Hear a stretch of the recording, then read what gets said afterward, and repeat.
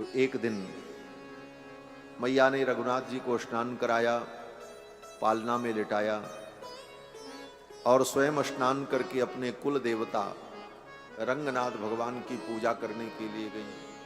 एक बार जननी अनवाए, एक बार जननी अनवाए, कई सिंगार पलना पौड़ाए, कई सिंगार पलना पौड़ाए, निज कुल इष्ट देव भगवाना, निज कुल इष्ट देव भगवाना, पूजा हेतु कीन स्नाना, पूजा हेतु कीन स्नाना, एक बार जननी अनवाए, एक बार जननी अनवाए, एक बार जननी। मैया ने रामलला सरकार को स्नान करा करके, नूतन नवीन वस्त्र धारण करा करके, आंखों में काजल लगाकर पालना में लिटा दिया और फिर स्वयं स्नान करके अपने कुल देवता रंगनाथ भगवान की पूजा करने की। श्री रंगनाथ भगवान रघुकुल के कुल दैवत हैं। आजकल रंगनाथ भगवान दक्षिण भारत में कावेरी नदी के मध्य में श्री रंगम धाम में विराजित हैं। वे रंगनाथ भगवान त्रेता युग तक अयोध्या में ही थे। रघुकुल के कुल दैवत हैं।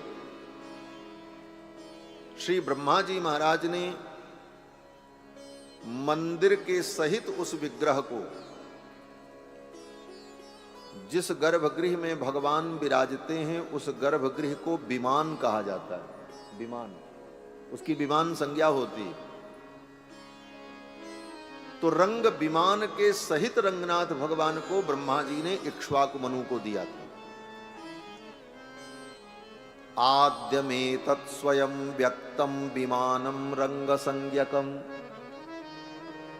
आद्य में तत्स्वयं व्यक्तम विमानम रंग संज्ञकम। दुनिया की सर्वप्रथम मूर्ति अगर कोई है तो रंगनाथ भगवान की। दुनिया में जितनी मूर्तियां प्रकट हुई, बनाई गई, दिव्य मूर्तियां, प्रादुर्भूत मूर्तियां, वो सब बाद में कालांतर। विश्व की प्रथम मूर्ति, सृष्टि में प्रथम मूर्ति कोई है तो रंगनाथ भगवान, और वो स्वयं व्यक्त है। क्षीर सागर से प्रकट हुए भगवान ने वो विग्रह ब्रह्मा जी को दिया था। ब्रह्मा जी ने उनकी आराधना की और ब्रह्मा जी ने आराधना करके उनका उत्सव मनाया। इसीलिए भगवान का जो वार्षिक उत्सव होता है उसको ब्रह्मोत्सव कहा जाता है। ब्रह्मा ने सर्वप्रथम उत्सव मनाया, इसलिए उसका नाम ब्रह्मोत्सव। ब्रह्मा जी को भगवान ने वो विग्रह दिया था। फिर ब्रह्मा जी ने वह मूर्ति इक्ष्वाकु मनु को विमान के सहित, और विमान के सहित महाराज इक्ष्वाकु उन्हें लेकर के अयोध्या आए और इक्ष्वाकु मनु से लेकर के राम जी के काल पर्यंत रंगनाथ भगवान अयोध्या में ही रहे। बोले अयोध्या में दो दो भगवान, एक रंगनाथ भगवान, एक राम जी भगवान, दो दो भगवान एक साथ। तो अब कैसे अंतर समझे दोनों भगवान में? तो हमारे आचार्यों ने दोनों का नामकरण अलग अलग किया। हमारे यहां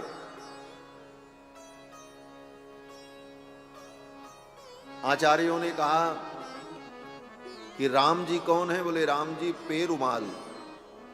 तमिल में आचार्यों ने वर्णन किया पेरुमाल। पेरुमाल माने भगवान, और रंगनाथ भगवान को बोले पेरी या पेरुमाल माने बड़े भगवान। दोनों की संज्ञा हो गई, बड़े भगवान और भगवान। राम जी भगवान और रंगनाथ भगवान बड़े भगवान, दोनों एक ही है तत्वतः, तत्व में कोई अंतर नहीं।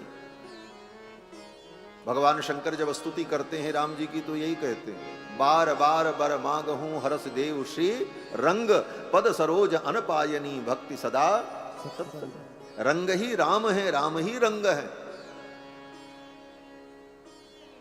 लेकिन विग्रह के रूप में और दो रूपों में जब प्रकट हुए एक साथ, तो भक्त को अपने अनुभव के लिए कोई संज्ञा तो चुननी ही पड़ेगी। तो आचार्यों ने संज्ञा की, क्या बोले, ये भगवान और ये बड़े भगवान। बोले भगवान में भी बड़े छोटे होते हैं क्या? बोले भगवान दोनों हैं, लेकिन वो बड़े इसलिए हैं कि बोले वो पहले से हैं, और यही भगवान उनकी आराधना कर रहे हैं। राम जी ने स्वयं रंगनाथ भगवान की पूजा की अवतार लीला में, उनके कुल दैवत हैं। इसलिए पेरुमाल पेरिय पेरुमाल, बड़े भगवान, ये संज्ञा हुई उनकी। तो रंगनाथ भगवान अयोध्या के कुल दैवत। महारानी कौशल्या उनके पूजा के लिए गई। निज कुल इष्ट देव भगवाना पूजा हेतु कीन स्नाना। और पूजा करके जब नैवेद्य भोग लगाया, नैवेद्य समर्पण किया, और नैवेद्य समर्पण करके ध्यान करने लगी कि त्वदीयं वस्तु गोविंद तुभ्यमेव समर्पये गृहाण सुमुखो भूत्वा प्रसीद परमेश्वर। हे परमेश्वर, इस नैवेद्य को आप ग्रहण करो। जब ध्यान किया तो ध्यान में क्या देखती हैं कि रामलला सरकार मंदिर में प्रकट हो गए और भोग की थाली में जो भोजन प्रसाद है वो प्रसाद ग्रहण करने लगे। बड़े भगवान तो मंदिर में विराजमान थे ही, भगवान भी आ गए, पेरुमाल भी आ गए, दोनों आ गए। ये लीला क्यों हुई? बोले इसलिए कि दोनों में अंतर मत करो। जो अंतर कर रहा है उसकी बुद्धि में भेद है। आजकल तो लोग भगवान में भी अंतर करने में अपनी बुद्धि का सारा दिवाला निकाल दे रहे हैं। हाँ।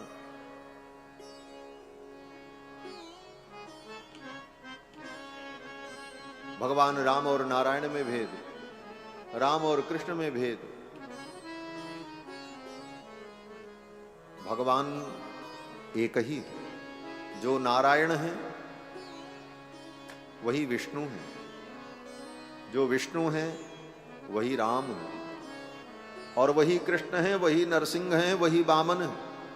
इसीलिए चाहे कोई राम जी का उपासक हो, चाहे कृष्ण भगवान का उपासक हो, चाहे राम जी का भक्त हो, चाहे कृष्ण भगवान का भक्त हो, चाहे नरसिंह भगवान का भक्त हो, सब वैष्णव ही कहे जाते हैं। क्यों वैष्णव कहे जाते हैं? इसीलिए वैष्णव कहे जाते हैं कि मूल में भगवान विष्णु है, भगवान नारायण है, इसलिए भेद बुद्धि नहीं। तो भगवान मंदिर में प्रकट हो गए रघुनाथ जी और प्रसाद पाने लगे। माँ कौशल्या ने जब आंख खोला तो देखा, व्याकुल हो गई, अरे ये मेरा लाला यहाँ कैसे आ गया? और ये लड्डू खा रहा, अभी तो इसके दांत भी नहीं है, अभी तो दूध पीने की स्थिति है। ये लड्डू कैसे खा पाएगा? ये पकवान कैसे खाएगा? और इसको तो मैंने पालना में लिटाया था, ये चल करके इतनी दूर आ नहीं सकता। ये चल करके कैसे बालक आ गया और कैसे ये खा रहा है, ये माँ कौशल्या को समझ में नहीं आया। भगवान तो बिना पैर के भी चलते हैं। बिनु पग चलई सुनई बिनु काना, कर बिनु करम करई विधि नाना। आनन रहित सकल रस भोगी, बिनु बाणी बक्ता बड़ जोगी। जेहि इम गावई वेद बुध जाहि धरई मुनि ध्यान, सोई दशरथ सुत भगत हित कौशल पति भगवान। वही तो भगवान, इसलिए ये भगवान। अब माँ कौशल्या को बड़ी चिंता, वही दौड़ी दौड़ी गई, जाकर के देखा पालना में, तो पालना में भी रामलला सरकार लेटे थे। मैया ने सोचा जब मेरा लाला यहाँ पालना में है तो वहां मंदिर में कौन है? फिर दौड़ी दौड़ी गई तो मंदिर में भी देखा तो वहां भी रामलला सरकार। यहाँ वहाँ तुई बालक देखा, यहाँ वहाँ तुई बालक देखा, मति प्रभ मोर की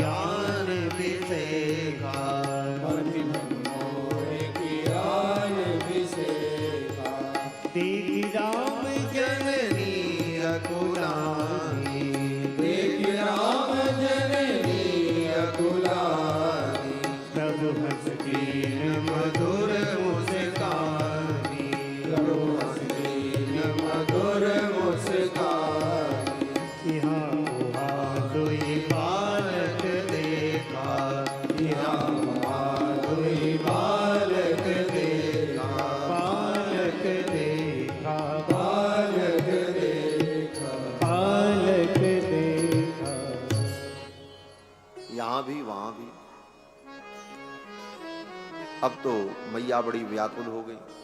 उसी समय भगवान ने अपनी मैया को अपने विराट रूप का दर्शन कराया। देखरावा मातहि निज अद्भुत रूप अखंड, रोम रोम प्रतिलागे कोटि कोटि ब्रह्मांड।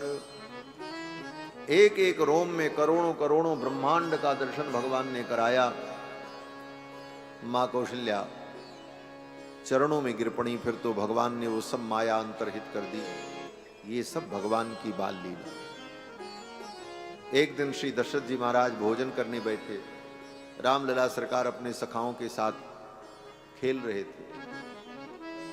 दशरथ जी बुला रहे हैं, बेटा आओ भोजन कर लो, लेकिन राम जी नहीं आते। भोजन करत बोल जब राजा, भोजन करत बोल जब राजा, नहीं आवत तजी बाल समाजा, नहीं आवत तजी बाल समाजा। भोजनिया जब बोलन जाई, भोजन करत बोल जब राजा, भोजन करत बोल जब राजा। भोजन करत बोल जब राजा। दशरथ जी महाराज बुलाते हैं, राम आओ भोजन कर लो। राम जी नहीं आते। नहीं आवत तजिबाल समाजा, और वहीं से खड़े खड़े अंगूठा दिखा दिया, बोले नहीं आएंगे। राम जी ब्रह्म हैं, परमात्मा हैं, दशरथ जी जीव हैं और ज्ञानी हैं। ये केवल राम जी को बुला रहे हैं। राम जी कहते हैं मेरे सखाओं को, मेरे भक्तों को और संतों को छोड़कर जो केवल मुझे चाहता है, मैं उसको मिलता ही नहीं है। ये पिताजी तो केवल हमको बुला रहे हैं, हमको खिलाना चाहते हैं। मेरे सखाओं को, मेरे भक्तों को, मेरे संतों को तो खिलाना ही नहीं चाहते। इसलिए ठाकुर जी आना नहीं चाहते। आप संतों को खिलाओ, भगवान के भक्तों को बुलाओ, उनसे प्रेम करो, फिर तो भगवान को बुलाना ही नहीं पड़ेगा। भगवान तो खुद चले आएंगे, वो दौड़े चले आएगा। बुलाया, राम जी नहीं आए। भोजन करत बोल जब राजा, नहीं आवत तज बाल समाजा। तब भक्ति को भेजा। दशरथ जी ज्ञान स्वरूप हैं और कौशल्या जी बोले भक्ति स्वरूप है। ज्ञान स्वरूप दशरथ के बुलाने पर राम जी जब नहीं आए तो भक्ति का आश्रय लेना पड़ा। दशरथ जी से काम नहीं चला, तब दशरथ जी ने भक्ति का आश्रय लिया। भक्ति कौन? बोले कौशल्या। दशरथ जी ने कहा कौशल्य तुम जाओ और राम को ले आओ।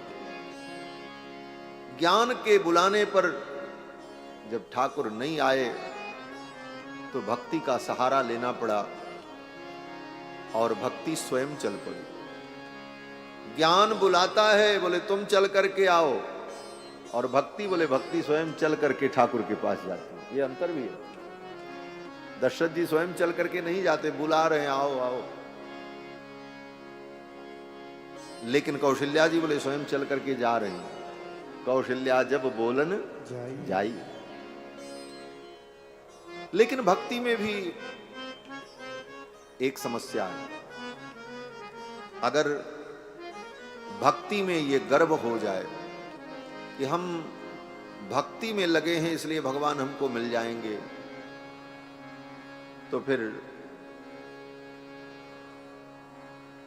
भगवान और भक्ति करो लेकिन भक्ति से भगवान को हम पा लेंगे, ये गर्व नहीं होना चाहिए। भक्ति से भगवान मिल जाएंगे, भक्ति साधन बनेगी।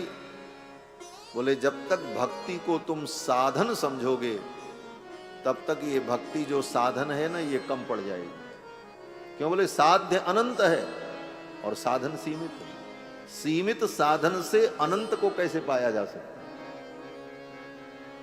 बोले तब बोले भक्ति साधन न होकर के साध्य बन जाए, भक्ति साध्य हो जाए, भक्ति का भगवान के साथ अभेद हो जाए, साधन साध्य बुद्धि ही न रह जाए, भक्ति साधन है, भगवान साध्य है, ये भेद न रह जाए, अपितु भक्ति स्वयं साध्य बन जाए।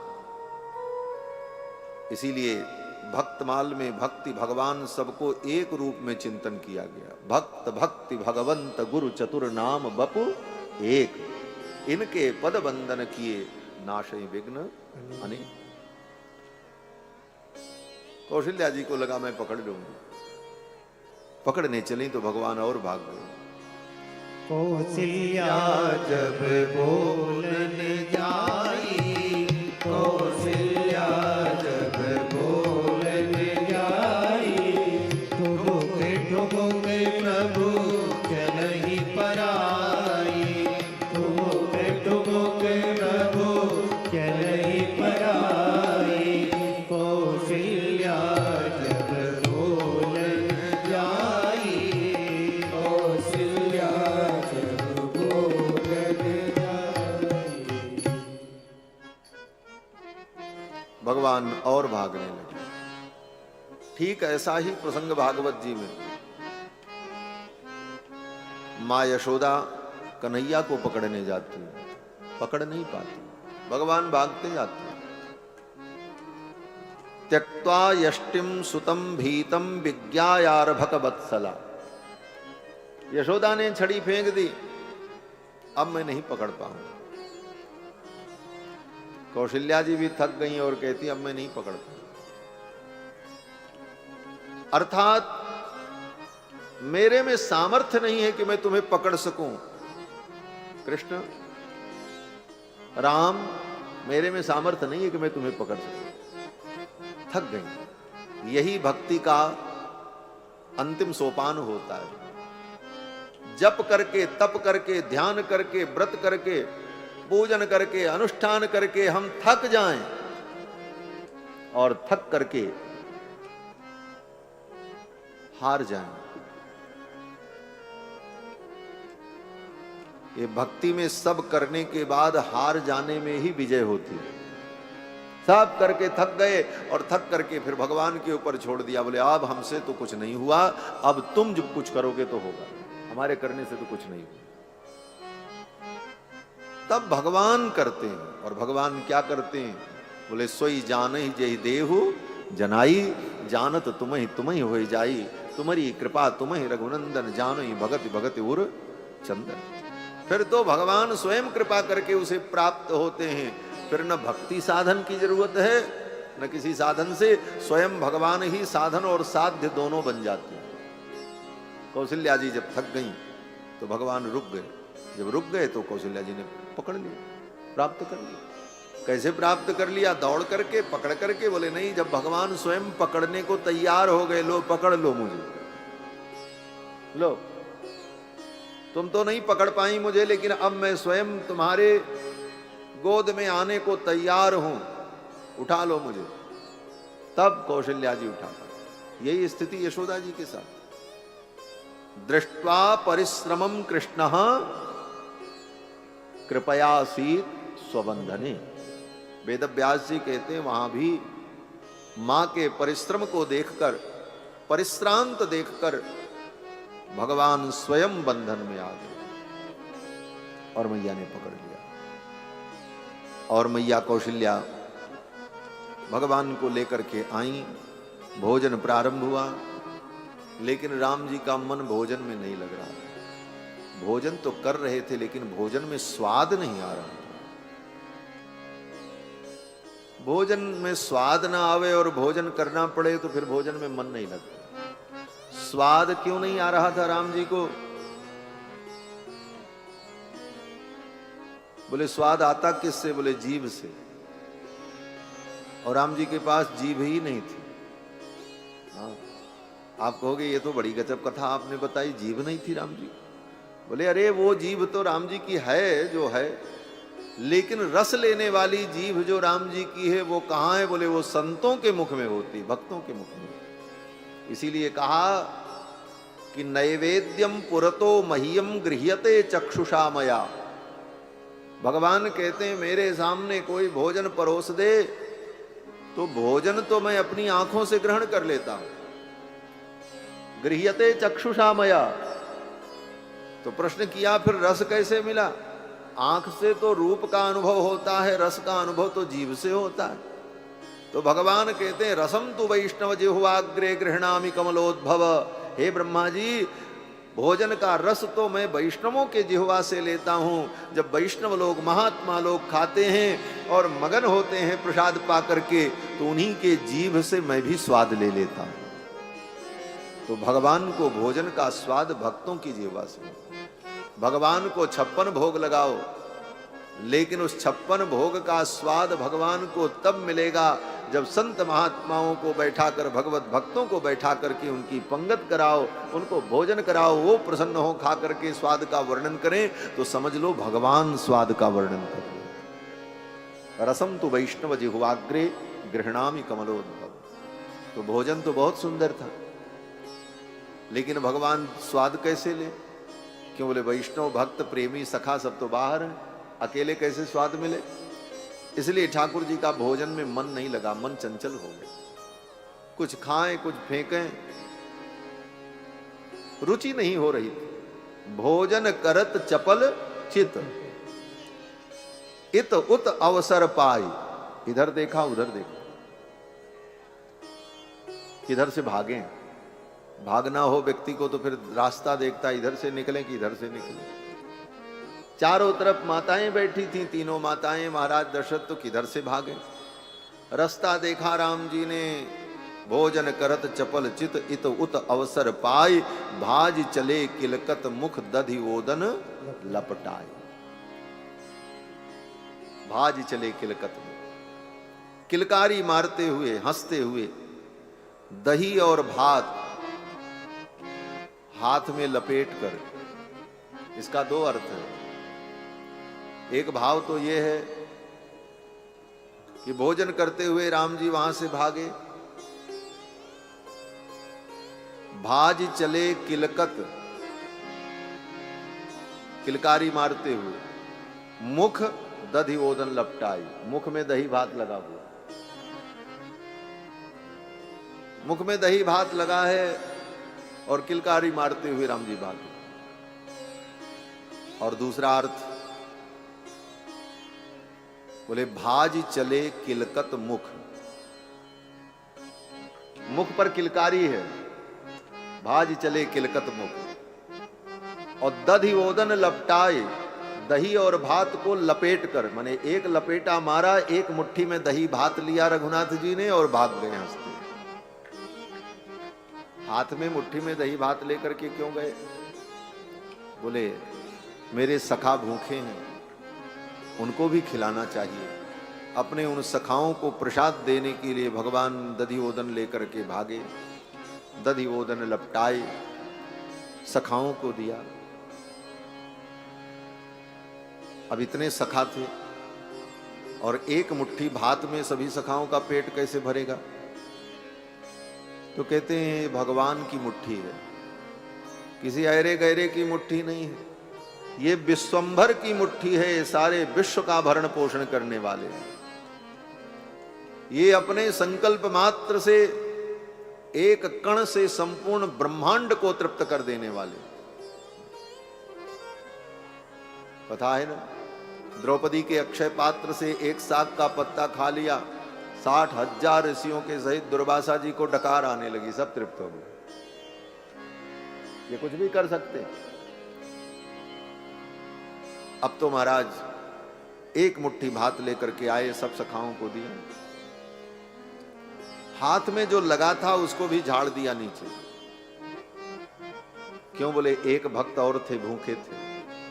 वो कौन थे? बोले काकभूषुंड जी महाराज। काकभूषुंड जी तो अयोध्या में कौए के रूप में महल के प्रांगण में हमेशा राम जी के पास ही खेलते कूदते रहते। रघुनाथ जी जहां रहे वहीं काकभूषुंड जी, उनको कौन रोक पाए? जब काकभूषुंड, ऐसे तो हम राम जी का दर्शन नहीं कर पाते, लेकिन अब तो पक्षी होने का शाप दे दिया। ऐसे तो मनुष्य अगर बनते, देवता बनते, ब्राह्मण बनते, तो राजा दशरथ के महल में जाने के लिए अनुनय विनय करनी पड़ती, मौका मिलता वो भी समय से जाना पड़ता, तब दर्शन होता।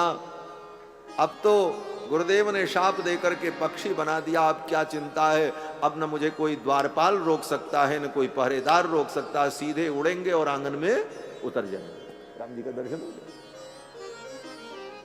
और जब मन करे तो काकभूषुंड जी, कौन रोके, कौवा को कौन रोके, किसी पक्षी को कौन सिपाही रोक सकता है। काकभूषुंड जी महाराज वहीं आंगन में खेलते रहते, न भोजन करने के लिए कहीं जाएं, न जल पीने के लिए कहीं जाएं।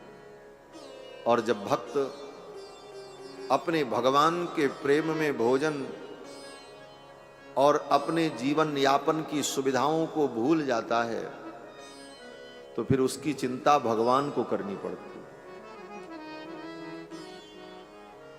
भगवान को चिंता करनी पड़ती, मेरा भक्त क्या खाएगा, कैसे रहेगा। कहते हैं कि कौड़ी रखे न पास में और मांगत में सकुचाएं, और तिनके पीछे हरि फिरें, कहीं भूखे ना रह जाए। जो भक्त अपने पास कुछ रखते नहीं और किसी से कुछ मांगते भी नहीं, ऐसे भक्तों की चिंता भगवान को होती। उनके पीछे पीछे भगवान डोलते, कहीं ये बेचारे भूखे न रह जाए। इसीलिए कबीरदास जी कहते हैं कि कबीरा मन निर्मल भया, जैसे गंगा नीर, और पाछे पाछे हरि फिरें, कहत कबीर कबीर। जो भक्त भगवान के लिए, भगवान के प्रेम में खाना पीना सुख किसी की चिंता नहीं करता, फिर उसके भोजन जीवन सबकी चिंता भगवान करते हैं। इसीलिए कहा, हमारे साथ श्री रघुनाथ, फिर किस बात की चिंता। हमारे साथ श्री रघुनाथ, तो किस बात की चिंता। हमारे साथ श्री रघुनाथ, फिर किस बात की चिंता। चरण में रख दिया जब मात, फिर किस बात की चिंता।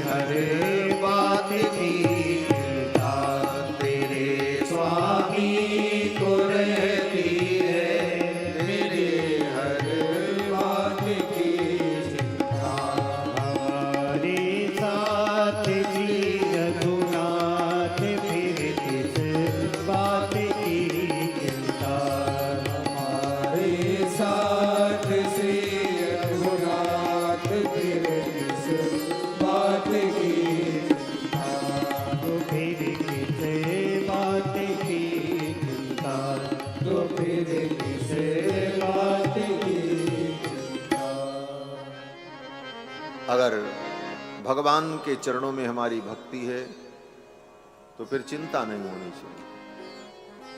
यही शर्त है और यही प्रमाण भी है। संपूर्ण गीता का उपदेश करते हुए अंतिम उपदेश जो भगवान ने दिया यही कहा, मां शुचा, चिंता मत करो, सर्वधर्मान् परित्यज्य मामेकं शरणं व्रज अहं त्वा सर्व पापेभ्यो मोक्षयिष्यामि मां शुचा। मां शुचा का मतलब चिंता छोड़ दो, सोचो मत। और अगर हम सोच रहे हैं इसका मतलब अभी भगवान पर पूरा भरोसा ही नहीं, अभी अपनी बुद्धि और अपने बल और विवेक का भरोसा है। काकभुसुंड जी तो निश्चिंत, तो उनकी चिंता भगवान को करनी पड़ती, क्या खाएंगे। तो रघुनाथ जी ला करके चावल, रोटी के टुकड़े भोजन करते करते आंगन में खेलते आवे और फेंक दे, तो काकभुसुंड जी वही उठा करके खा लेते। काकभुसुंड जी कहते हैं कि लरिकाई जहां जहां फिरही तह तह संग उड़ाऊं, और जूठन परई अजिर मह सोई उठाई करी खाऊं। ठाकुर जी को चिंता होती और ठाकुर जी अपना जूठन गिरा देते, रोटी के टुकड़े गिरा देते, और वही खा करके काकभुसुंड जी रहते और ठाकुर जी की लीला का दर्शन करते। लेकिन द्वापर युग में भी काकभुसुंड जी आए, क्यों बोले रघुनाथ जी वृंदावन में यदुनाथ बन करके आए, तो काकभुसुंड जी भी आए, बोले चले वहां भी लीला देखें। लेकिन यहां तो थोड़ी समस्या थी। बोले क्या समस्या थी? बोले यहां वृंदावन के ठाकुर तो महाराज इनको तो खुद ही खाने को न मिले, चोरी करना पड़ता है। वृंदावन के ठाकुर को तो खुद ही चोरी करना पड़ता है, कभी इनके घर कभी उनके घर। तो काकभुसुंड जी ने सोचा जब ठाकुर जी को चोरी करके खाना पड़ रहा है तो फिर अब हमको भी यही धंधा अपनाना पड़ेगा। तो काकभुसुंड जी क्या करते? बोले वृंदावन में ठाकुर जी को मैया जब रोटी में घी लगा करके माखन लगा करके दे, तब तक उधर से काकभुसुंड जी आते और छीन करके लेकर के भाग जाते।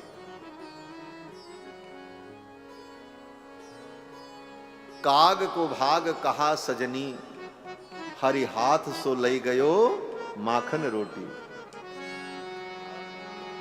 काग के भाग को का सजनी, हरि हाथ से ले गयो माखन रोटी। काग के भाग को का सजनी, हरि हाथ से ले गयो माखन रोटी। दूरी भरे अति सोहत श्याम जूते सी बनी सिर सुंदर चोटी। दूरी भरे अति सोहत श्याम जूते सी बनी सिर सुंदर चोटी।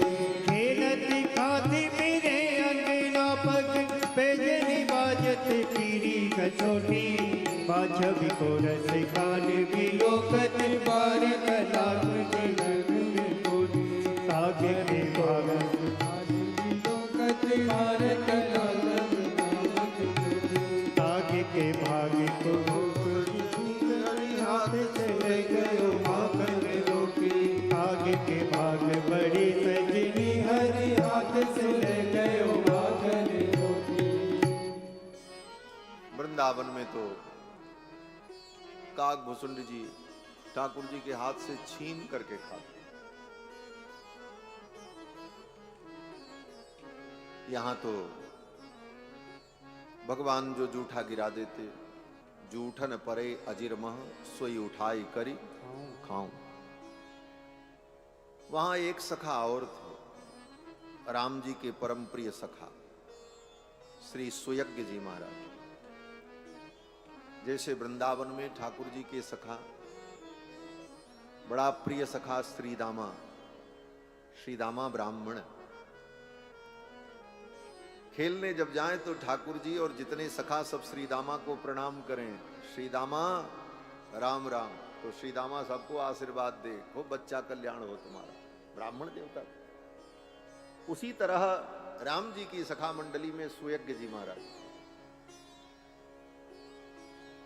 और सुयज्ञ जी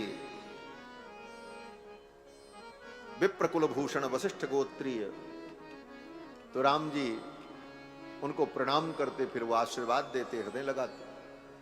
तो सब लोग तो भोजन कर लिए, सबको दे दिया राम जी ने, सुयज्ञ जी को कुछ नहीं मिला। तो सुयज्ञ जी ने कहा,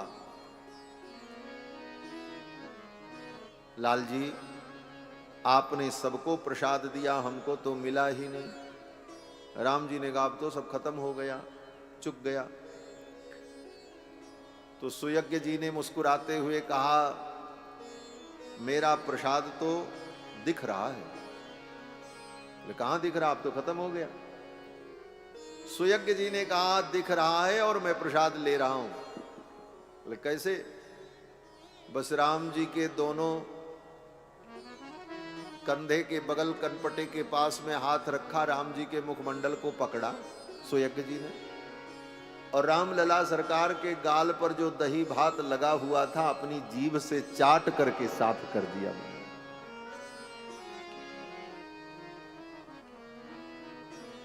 चाटी चाटी दधि उदन दाग मेटे।